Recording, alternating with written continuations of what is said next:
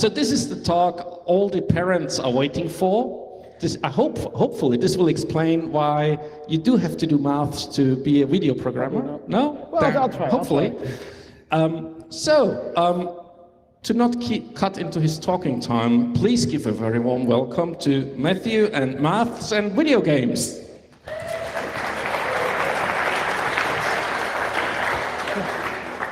Okay, thank you very much.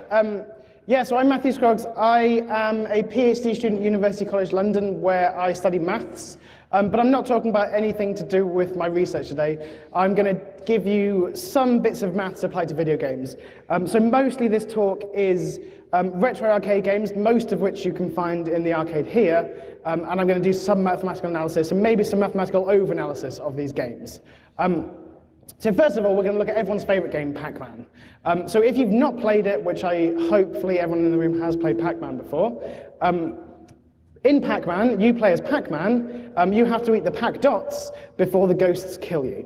And the dots are arranged in a maze like this.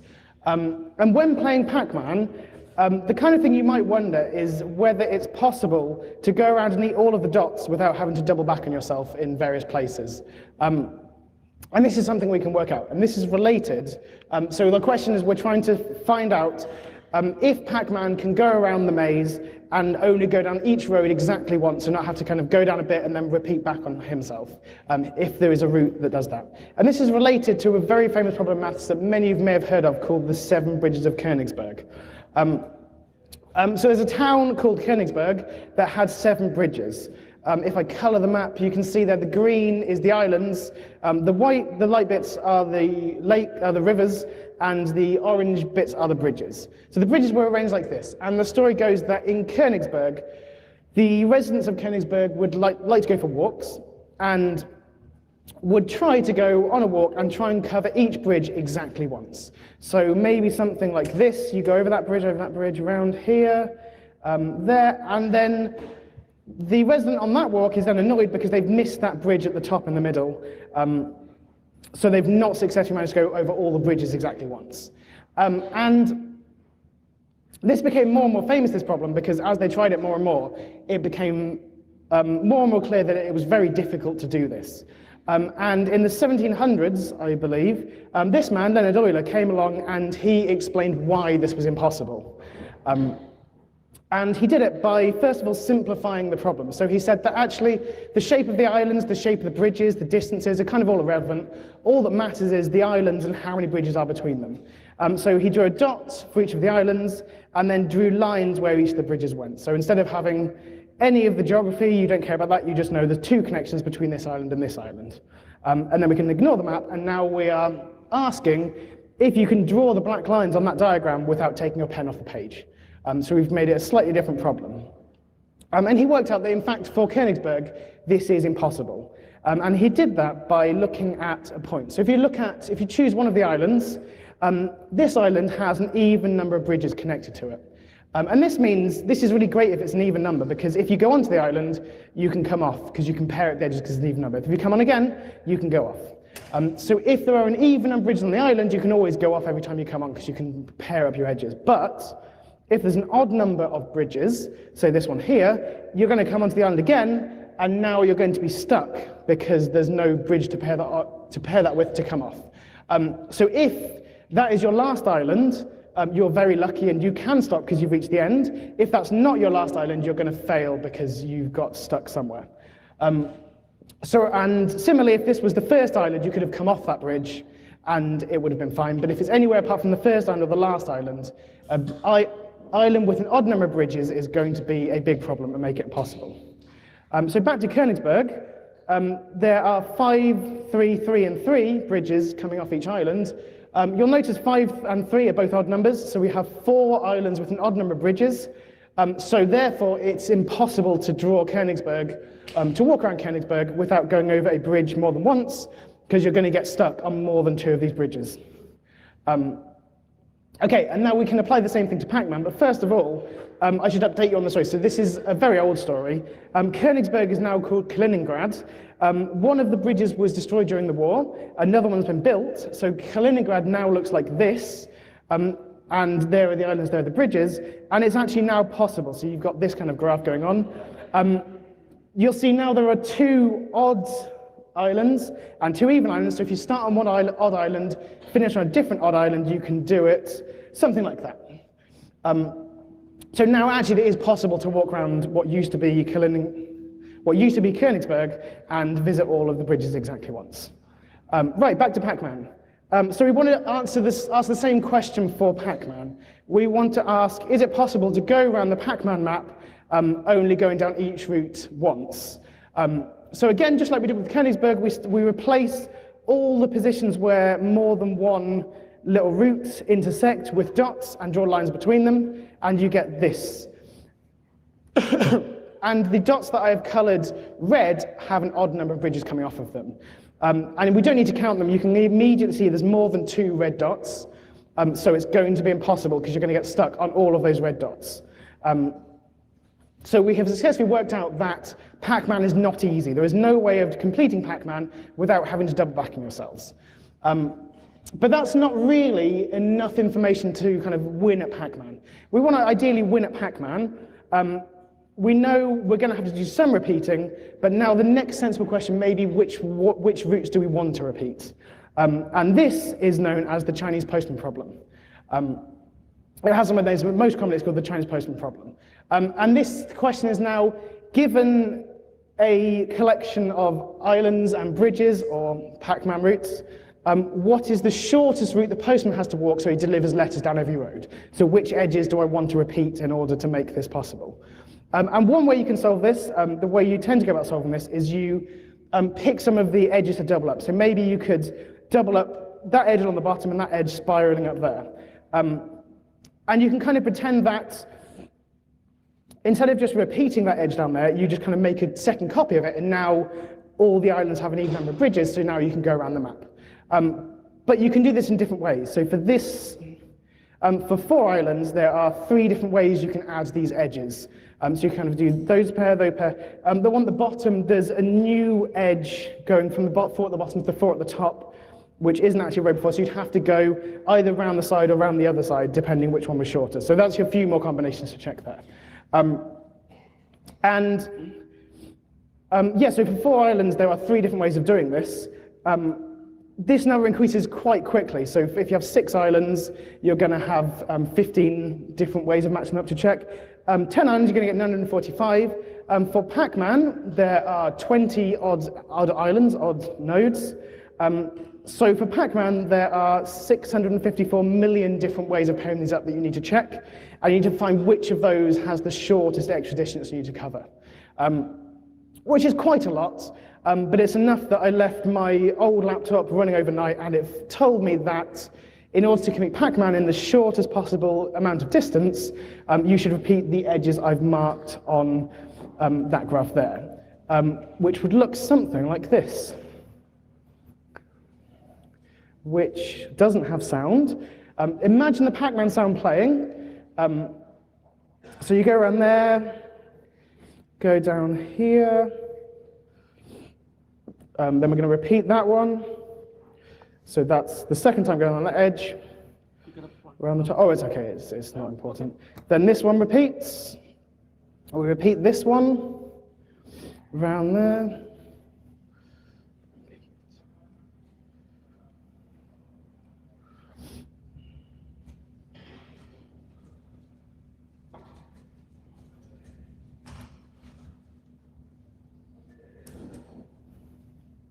Hooray!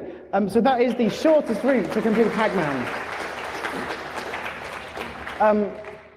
But you will have noticed when watching that actually there was some choice that I could have made. So in some places, I went up the side and I repeated the edge going over there, but I could have gone over the top first and then down and repeat it the other way. So in this, there's a lot of choice as to which order you do this repeating in, which is useful because it meant I just tried different ones until I found one that avoided the ghosts. But it isn't necessarily true that all of these are exactly the same length. So actually, we might be able to do slightly better than that. So if we look a little bit more about how Pac-Man moves, so let's first look if you're turning a corner. If you press the down button in that frame shown there, it takes this many frames to turn a corner. If you press the down button 1 frame later, it's going to take 1 frame more to go down. So it's important that when you're moving Pac-Man around, you press down in that frame and not that frame so that you save 1 frame of movement. Luckily, if you hold the down button, Pac-Man will automatically move in that frame. So holding the direction when you go around a corner is the best way to corner in Pac-Man. Going straight across like that, you might think it is bleeding obvious that this is going to be the shortest way of doing it. You just go straight across. But actually, if you press down in that frame and then straight on again in that frame, Pac-Man actually kind of jumps 1 frame across as he tries to turn the corner and then straightens up again. So you can cut 1 frame of movement out of there. So we can do slightly faster. We can cut some frames out of the video. And then you can look at other things. So here, when you've got crossroads, you've got 2 choices for how you could do it as 2 corners or 2 straight acrosses. Oh, interestingly, for this one, if you're going straight upwards and try and do this trick, you actually take 1 frame less than you would take if you go straight across, because Pac-Man moves slightly differently going up as going across. So if you're going up, you shouldn't do this attempt at a cornering trick. So yeah, if you look at these 2, then doing them both as corners, you get 50 frames. If you do them both as straight lines, even with the trick, you get 57 frames. So we should try, wherever we've got crossroads, we should try and make both of them into turns rather than it going straight across at all. And similarly, we can look at positions like this, and the one on the right is the shortest one there, because the one on the left, it has kind of a double bit of extra distance, whereas in the one on the right, you can kind of turn round at the pack dot before you reach the corner, so you kind of save a reasonable amount of travel there. So you should always try and do this whenever you've got positions like that. And similarly, if you've got positions like this, then that one is longer and the other 2 are the same length. So now we know which edges we want to repeat. We now want to find a way of repeating those edges while using these tricks to kind of get the shortest route possible. And there's a few choices, and this is one way of doing this. So here I'm repeating the same edges as before, but I'm using these choices for turning corners to make sure it is actually the shortest amount possible.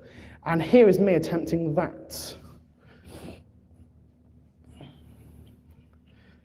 I'm going to go back and show that again. When I go past the little first upwards, watch very closely, because for 2 frames Pac-Man's facing upwards, and then he jumps back down again. I did have to use tool assisting to get this one working, because I cannot react that quickly. So you see kind of like it lurches upwards and back again. He's just saved a frame. And again here, saving a frame. And again. Yeah. So there's a problem with what I've done there, is I did the maths, I worked out the shortest routes. There's a few different ways you could do it, a few different choices you have for the routes, but in all of them, the ghosts will get you. So it's not possible to complete Pac-Man in the shortest distance possible.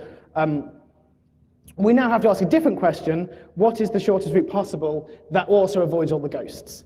And that is something I've not answered yet. Eventually, I'm going to sit down for a very, very long weekend and play all of the possibilities like this, and all the possibilities 1 frame longer until one of them works, and I will find the shortest. But I've not done that yet. So we're going to leave Pac-Man behind, at least trying to find the shortest route in Pac-Man behind. But there's one other thing that's interesting in Pac-Man. When you go off the left or the right of the screen, or the right or the left of the screen, you come back on the other side in Pac-Man. So if you go off there, you're going to come back on the other side. And this is a little bit weird, because if I walk out that side of the tent, I'm not going to come straight through that door unless I'm very magic. So Pac-Man is living in a kind of weird space. But actually, if you think about it a little bit, you can kind of understand what Pac-Man is actually doing here. I'm going to mark them with arrows now to kind of show that those 2 sides match up. So we see that when Pac-Man goes off there, kind of facing upwards, if maybe his head is facing upwards, he comes back on the other side facing the same direction. And you can imagine picking up the Pac-Man map and kind of bending it round so that these 2 arrows meet up. And you can imagine the kind of shape you might get if you bend this around so the arrows meet. Hopefully you're imagining something a bit like this. I'm going to leave this for a second because this took ages. So actually Pac-Man lives on a cylinder. And it's not weird, so he's not walking out of the tent and coming back on the other side. He's just kind of like going around on a tube and coming back on the other side. And this is the shape of Pac-Man's world. He lives on a cylinder. And this is quite common in lots of kind of old retro games. Bubble Bobble's another one where it happens. So in Bubble Bobble, you go off the bottom and fall back on the top. You can also bounce bubbles upwards and come back on the bottom. And this is the same, but kind of rotated. If you imagine bending it around again, Bubble Bobble is on a cylinder. Which won't help you play any better, but it's a useful thing to know. Right, so that was when we took a rectangle and we said if Pac-Man goes off the other side, he comes back on the other side facing the same direction. But there are other things we could do. We could say if Pac-Man goes off the right, he comes back on the left, but he's now upside down. So we could flip one of these arrows over and say, what if we did that? And now you can imagine, so imagine that that rectangle floats out of the board, and it's now made of kind of flexible material. I'd like you to imagine taking that flexible material and trying to bend it round so that those two arrows match up on the opposing sides, and try and visualize what you get. I'm going to show you shortly, but I want everyone to kind of imagine what kind of thing you're expecting to see first. It would look something like that. So it's like a cylinder, but it's got a twist in it. This is called a Mobius strip. And they're really quite fun, and if you come to the maths viz later, I'm sure we can show you lots of fun tricks you can do with Mobius strips. But as far as going off one side and coming on the other side goes, this is about as much as we can talk about. But there is more we can go to if we think about the game Asteroids. So in Asteroids, hopefully you all know that you fly around shooting asteroids. If you go off the top, you come on the bottom, and if you go off the right, you come on the left. So now it's like Pac-Man. The left and right is making a cylinder, but you've also got an extra rule going around the top. So we can draw this something like this. So we've got, if you go on one side, you come on the other side facing the same way. If you go off the top, you come on the bottom facing the same way. And again, it seems like a 2D game, but you can imagine now taking this off, making it into bendy material and bending it around to see what shape you get. Again, I'd like you to try and visualize that first, see if you can imagine what's going to happen. So imagine taking that, bending it around so that the red arrows touch, then taking whatever you're going to get and trying to bend it around so the blue arrows touch. Hopefully you're visualizing something like this.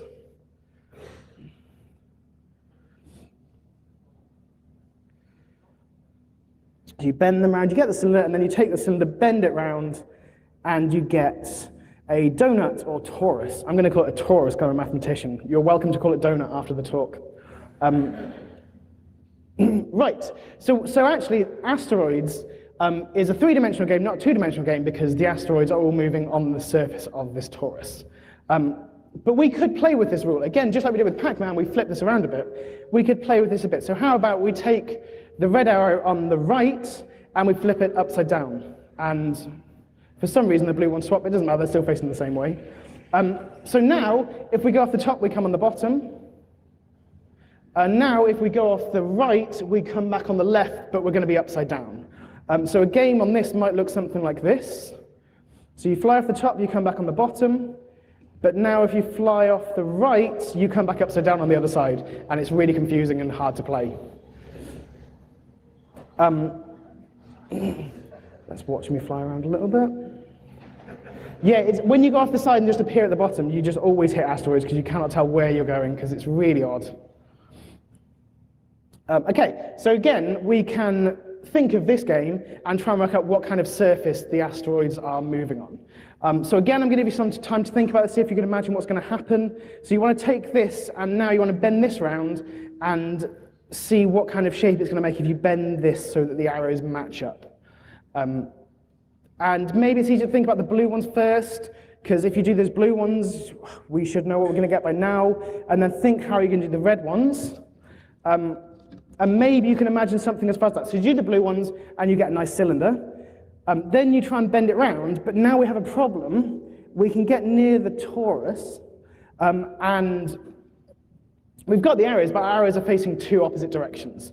And you can think, you can twist these around, you can kind of bend them about, but whatever you do, you can't really work out how to get these to match up. And actually, in 3 dimensions, you can't, but you could do this in 4 dimensions. A drawing of it looks something like this, or like a kind of 3D picture is a bit like this. So you've got your kind of cylinder, and then if you bend it around, and it kind of has to go through itself and then come out from itself kind of inside out. So this is a four-dimensional shape called a Klein bottle, and that is what the game of asteroids with this rule is going to be played on. Those of you that are ahead of me will have noticed that you could do one more rule for your game of asteroids. How about if we swap the top and the bottom? So now, the left and the right are upside down, and the top and the bottom are also upside down. So the game is even harder to play now. So you go off the top and you come on facing the wrong way. And also if you go off the side, if you watch the asteroids go off the side, you'll see they come on facing the other way, upside down. And this one is even harder to visualize what's going on. So I'm going to kind of show you what this surface would look like. So you have to imagine that you take your surface, you kind of bend it round, and you get a Mobius strip, and then somehow you have to also bend it so the top and the bottom match up. What you get is often drawn a bit like this, and in that picture I can't tell what on earth that's meant to be. But the best way to visualize what it actually looks like is if you take this here. So this is a surface which along the line kind of cuts through itself. So it's kind of a weird spirally surface that has a kind of self-intersection point. And then imagine stretching this out a bit and bending it over, and then kind of closing that shut so that the two parts touch. So it's that surface, you bend it round and then close it off like that. And this is, if you sit down and think about it later, you can work out that this would then have the same kind of behavior as the surface I showed you. And it's another four-dimensional shape. This is called the real projective plane. I almost forgot the name of the shape. It's the real projective plane, and it has the behavior like that. So as far as rectangles go, we're kind of done with asteroids for now. But you could go further and you could do some games on hexagons. So for example, this is the kind of thing you might draw, and here you could kind of bend this around and match up the arrows and see what you get. I'm not going to get you to imagine this, but if you look at the green and the yellow, you will see it looks a bit like a torus just on that half, and the top half looks a bit like a torus. And if you bend this one round and stretch out a bit, you actually get a double torus. So it's kind of a figure of 8 with 2 holes in it, 2 donuts glued together. So now a few more things about asteroids before we move on. So some of you might have noticed a problem. When we bent asteroids into a torus, there was actually a problem with what we did. So you will all know when you play asteroids, all of those lines are the same length, and all of those lines are also the same length. It takes the same amount of time to fly over the top of the screen as it does over the bottom of the screen. But when we bent it into a torus, that circle around the middle is a lot smaller than the circle around the outside. So actually, this isn't quite an accurate representation of asteroids, and that's because when we were doing it, we were doing lots of stretching. So it is actually possible to do this without any stretching. To do that, I'd like you to imagine that that is kind of like one across the rectangle, and then it's moving around the other one. So you can imagine that you're taking your one orbit around the rectangle, and you're kind of moving it around like that. So it's like you've got kind of the cylinder, but it's doing this kind of movement. And if we trace that out, this is the kind of shape that asteroids actually has to live on. Because now if you follow, around each circle you've got the same distance, but also if you follow a point on the circle as it goes round, all of those are following the same amount of distance because it's not rotating as it goes. But at the bottom there, the surface shape cuts back through itself. So this again isn't possible in 3 dimensions, but it is possible. You can do this in 4 dimensions. In 4 dimensions, you'd have like some extra space there to kind of bend the torus around itself, and this would work. So I'm going to claim to you now that actually Asteroids is a 4-dimensional game. So when you go to the arcade later to play Asteroids, you're actually playing a game in 4 dimensions. Right, one more game that this happens in is Final Fantasy. If you remember the PlayStation Final Fantasy games, they have the same kind of thing where you go off the top, you come on the bottom, you go off the right, you come on the left. And again, this means that if you bend it around, you will get, again, the same kind of animation. Again, you bend it round and you get a donut shape. So again, in Final Fantasy, when you have this map behaving like this, you would expect the world to look like a donut. Unfortunately, no one told the game developers this, and if you play the game, they show you a lovely picture of a sphere there, which is definitely not what you're living on. But to finish, I thought I ought to explain to you what's wrong with saying that's a sphere. So I just show you what goes wrong, what actually happens when you do a sphere. So this is the world map you're probably most used to. And I'm sure you know if you fly off that side, you come back on this side. But unlike asteroids, if you fly off there, you don't come back on the top, you don't kind of go to the South Pole and suddenly appear at the North Pole, you kind of maybe come along somewhere like that. But it's a little bit more complicated than that. So if we look at asteroids on this map, this is actually what it would look like if you fly around on a sphere on the map. So it all looks kind of normal there, but as soon as I start flying upwards, you see I do some kind of weird curving and bending. And you go to the top and you become huge and move really quickly.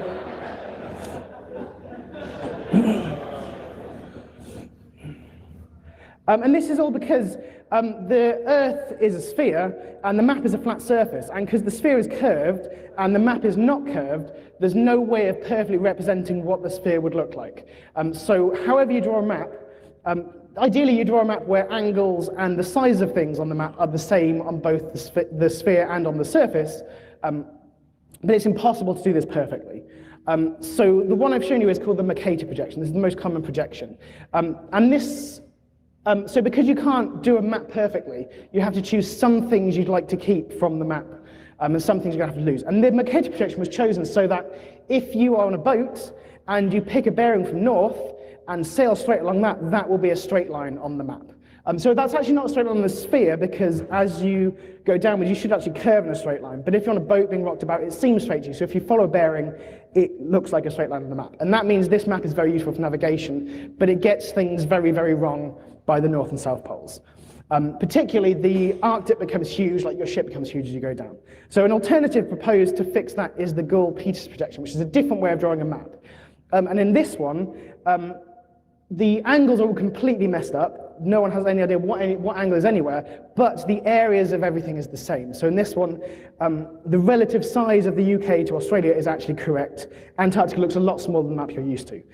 So you can fly mass asteroids around this map. The GIF takes a while to load. And again, you can see this time when you go towards the top, you don't get any bigger, but you kind of get weird and crushed and then start moving really fast in really odd directions. So I find this one really hard to play, because if you go actually straight upwards, you just appear somewhere miles away, because you get crushed really flat and then appear somewhere else. Yeah, so that is the Gould-Peters projection. There are lots of other ways of doing 3D a sphere onto a flat surface. I'm going to show you one more, then I will finish. The last one I'm going to show you is the Craig projection, sometimes called the Mecca projection. So this is a map that's centered on Mecca.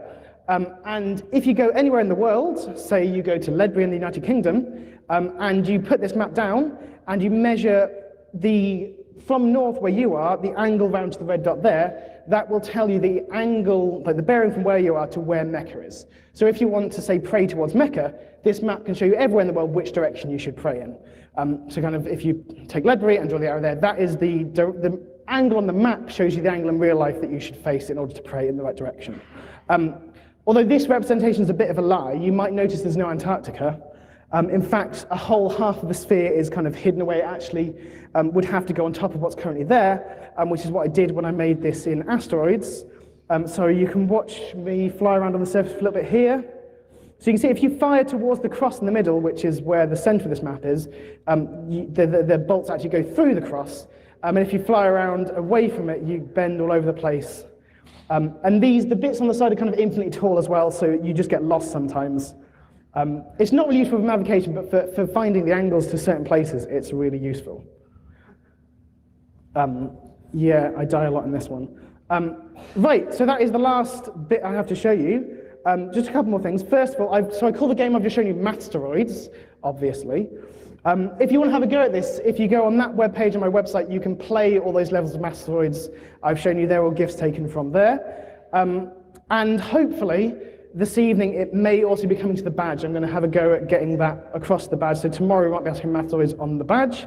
But otherwise, that is the end of what I've got to say. So thank you very much for listening.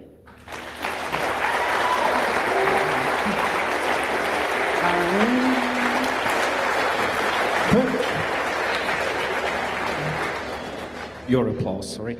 Yeah, and so I'm going to not do Q&A here.